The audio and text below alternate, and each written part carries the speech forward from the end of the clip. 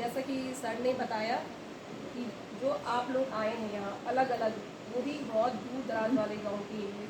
कुछ गांव तो ऐसे होंगे जो बिल्कुल रोड के मतलब जो ऑन रोड है गाड़ी वाला, उससे भी दूर होंगे।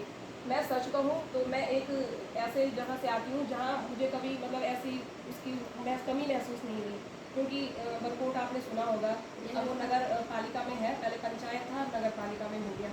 तो हमें हमारे पेरेंट्स के उसके अकॉर्डिंग हमें तब भी मतलब किसी चीज़ की ऐसी कमी महसूस नहीं हुई।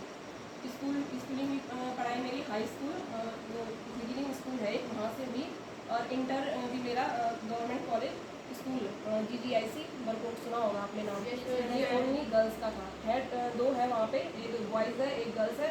लेकिन वहाँ पे ऐसा नियम था कि जैसे बैकग्राउंड हम चेंज कर देते हैं 10th के बाद, कुछ तो 8th के बाद कर लेते हैं, होम साइंस लेते हैं, कोई होम साइंस लिया मतलब आर्ट सब्जेक्ट ली, तो SST उसमें हमारे जैसे ज्योग्राफी हो गया, पॉलिटिकल साइंस हो गया, तो चेंज करा। तो उस चेंज करने का मकसद ये नहीं था कि मैं गर्ल्स हूँ, या वो हमारी चॉइस होती है कि मतलब हमें किस फील्ड में काम करना है। अलग अलग वो होता है हम लोगों का मतलब सोचने का तरीका को, जिसमें आपको अच्छा लगे। तो मैं सच कहूँ मुझे बचपन से ही टीचिंग लाइन में जाने का शौक़ था। अब खासकर कि सब्जेक्ट में भी कहूँ तो मैं हिंदी के सब्जेक्ट से हूँ, तो मेरा यही था कि मैं एक हिंदी की अध्यापिका बनूँ। तो उस चक्कर से मुझे अपने सब्जेक्ट चेंज करने पड़े। अब वहाँ पर भी मुझे हिंदी के साथ इंग्लिश नहीं लेना था, क्यों? क्योंकि हिंदी के साथ आज आप देख रहे होंगे कि संस्कृत बहुत ज़रूरी है। ये आप B.Ed में भी देखोगे, ग्रेजुएशन में भी देखोगे। ग्रेजुएशन में भी हमें हिंदी के साथ संस्कृत इतना ज़रूरी हो गया है, क्योंकि जैसे जो LT हमारा ये है सहायक अध्यापक वाले टीचर्स हैं, तो वहाँ हिंदी के साथ ग्रेजुएशन विद तीनों ईयर, अब वैसे भी तो सेमेस्टर हो गया, कोई एक ही साल पढ़ता है, लेकिन हम लोगों का ईयर भी था, तो हम लोगों ने तीनों साल ही पढ़ा है। तो बहुत ज़रूरी है कि सब्जेक्ट का कॉम्बिनेशन। हमारे साथ बहुत सारे बच्चे ऐसे थे जिन्हें इस चीज़ का नॉलेज नहीं था कि सब्जेक्ट क्या लें कैसे, वो बाद में पछताए, और उन्होंने किसी ने ओपन से किया, किसी ने प्राइवेट किया।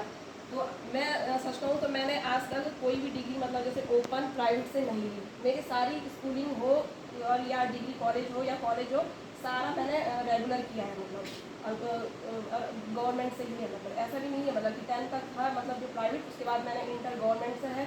उसके बाद मैं इंटर के बाद मैं देहरादून चली गई थी, मैंने वहाँ से BA किया। BA मेरा MPT PG कॉलेज, नाम सुना होगा आपने, मतलब गवर्नमेंट की है। अब वहाँ अच्छी बात है, जैसे आप लोग भी अगर बाहर जाओगे तो वहाँ ये हॉस्टल की रहने की सुविधा भी है। मतलब सरकार ये सोचो कि सरकार मतलब हर फील्ड में चाहे लड़का हो लड़की हो, ज़्यादातर मतलब लड़कियों को भी प्रार्थना की जाती है। गर्ल्स देखना आप स्कूल हो मतलब ज़्यादातर हॉस्टल की सुविधा बहुत उपलब्ध कराती है। तो मेरे तो भाई बहन के साथ में तो मैं नहीं रही, पर मेरे साथ के थे, तो वो लोग बताते थे हमें कि हम लोग अदर एक्टिविटीज़ भी करते हैं। जैसे आप लोग आए हैं यहाँ पे दूर से आए हैं, तो एक्टिविटीज़ बहुत जरूरी, कुछ आपको आता है, कुछ आपको आता है, कुछ आपको आता है, तो आप सब लोग समूह बना के कुछ सीख सकते हो। जो आपने इनको सिखाया वो आप मुझसे सीख लो। तो हमारा भी ऐसे ही होता था। जब हमने उसके बाद फिर मैंने B.Ed किया, B.Ed भी मेरा गवर्नमेंट कॉलेज है, वहाँ पे पूरे उस देहरादून का वो 50 सीट थी गर्ल्स की, 2 है, एक DAV है, एक DWT गर्ल्स का। तो वहाँ पे हम 50 में से 48 लड़कियाँ थी, 2 लोगों के जॉब उसी समय हो गया था, मतलब जॉब में ना।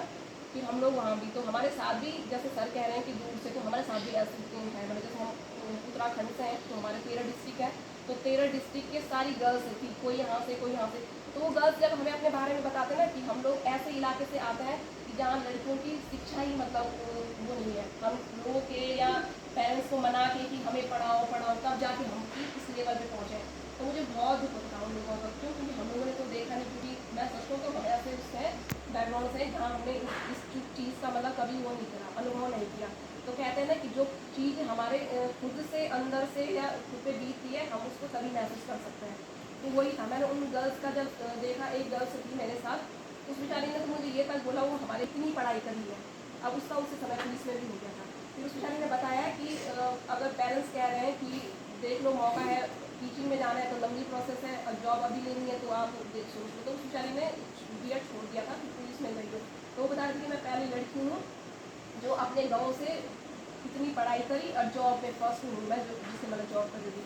मैं भी ना इसकी बातों से बहुत ज़्यादा इमोशनल हो गई। मैंने कहा यार मतलब बात तो बहुत बड़ी है कि एजुकेशन मतलब सरकार इतना कर रही है, फ़ायदा नहीं उठा रहे हैं, तो हमें कहीं ना कहीं गाँव में पेरेंट्स को भी जागरूक करना है कि अब वो माहौल नहीं रहा कि लड़कों की जल्दी, जैसे आजकल आप माहौल देख लोगे, गर्ल्स हमारे साथ ही, मैंने इंटर में भी देखा है गर्ल्स हमारे साथ ही अर्ली मतलब जल्दी शादी करवा देती थी लड़कों की, और वो बहुत ज़्यादा ये हो जाते हैं क्योंकि 17-18 साल में साल में जरूर होगा।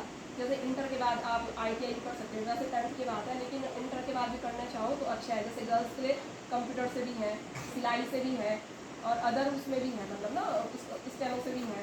अब इनकी सबसे अच्छी की वैकेंसियाँ आती रहती है, ITI की उसमें भी आती है, अलग उसमें भी आती है, लेकिन आप करते रहो। और नहीं तो अभी देख रहे होंगे आप 9th to 12 स्कूलों में वोकेशनल व्यावसायिक शिक्षा का भी कर दिया है। तो आपको पता है ये जो कर रही है सरकार, ये